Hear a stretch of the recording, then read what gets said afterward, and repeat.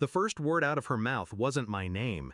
It wasn't hello. It wasn't even how are you. It was where's my money? No pause, no breath, just the same entitlement that had poisoned my entire childhood. I didn't answer immediately.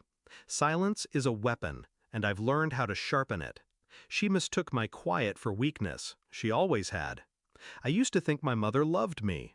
Maybe she did, once, when I was small, when I was useful for photographs and bragging rights. But somewhere between my father's death and my brother's first tantrum, her love mutated. My brother was the golden child, spoiled, shielded, worshipped. He wrecked cars and she replaced them. He burned bridges and she rebuilt them. He failed and somehow it was always someone else's fault. And me? I was the provider, the soldier, the one who worked, earned, and quietly paid her bills while she sang his praises to anyone who'd listen. I told myself it didn't matter. That family was sacrifice, that one day she would see. The truth hit me in the ugliest way possible. I learned about the will by accident. An attorney friend called me, hesitant, almost apologetic. My mother had drawn up papers. Everything was going to my brother. The house, the land, the accounts I'd been filling thinking they were hers. Not a single line for me. I didn't cry. I didn't yell. I just stopped. Stopped visiting. Stopped sending checks. Stopped pretending.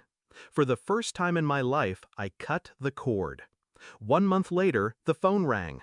Her number flashed on the screen. I answered, curious to hear which mask she'd wear. But there was no mask, just greed. Where's my money? I almost laughed. Almost. But instead, I asked calmly, why don't you call your heir? I hear he's rich in promises. There was silence on the other end, the kind of silence that reveals truth. She hadn't told him. Of course not. She couldn't risk him knowing how much of her life was propped up by me. She tried charm next, the soft voice, the motherly guilt. You know I need you. You've always taken care of me. Yes, I had, and she had weaponized it. You made a choice, I reminded her. You chose him. You made it clear who matters. That was just paperwork, she snapped, dropping the act. You're still my child. You'll still help. Paperwork. That's what I was to her. Ink on a page, easily erased. I could have walked away forever. But no, I don't leave debts unpaid. Not hers, not my brother's. So I planned. Not with rage, but with precision. First, I called the bank. Every account in my name, every joint asset where my money had kept her afloat, I severed it. The utilities, the mortgage auto payments, the insurance premiums, gone. Then I called her creditors, quietly, respectfully, explained that she had no income of her own, that they should direct all future communication to her beneficiary.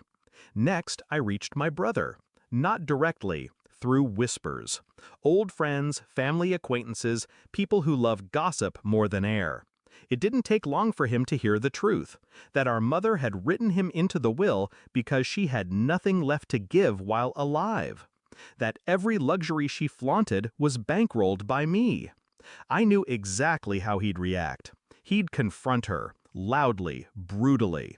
Because spoiled children don't like discovering the strings that hold their world together. The confrontation came sooner than I expected. She called again, voice trembling, not with sadness, but with rage. How dare you, she spat. He thinks I've lied to him. He thinks I'm broke. He's furious. Good, I said softly. Let him take care of you. After all, he's your future. Her breathing hitched. For the first time, I heard fear, real fear. Because she knew the truth, my brother wouldn't lift a finger for her unless there was something in it for him. And she had already promised him everything. The last time we spoke, she didn't yell. She begged. Please, just a little help, until things settle. I pictured every birthday she'd forgotten. Every graduation she'd skipped. Every time she'd told me to be grateful while she handed my sacrifices to him. And then I pictured her will, her betrayal, written in black and white. No, I said simply. Consider it practice. You wanted me erased from the end of your life. Now you get to live that reality while you're still here. I hung up. It's been months. She still calls sometimes. I don't answer. I hear through whispers that my brother resents her now, that he won't give her a cent until the house is legally his. She's alone, cornered by the very choice she made. Do I feel guilty? No. Do I feel sad? Not anymore. I feel free. Because I finally understood, betrayal isn't always a knife in the dark. Sometimes it's ink on a page. Sometimes it's a mother who forgets that love is proven, not purchased.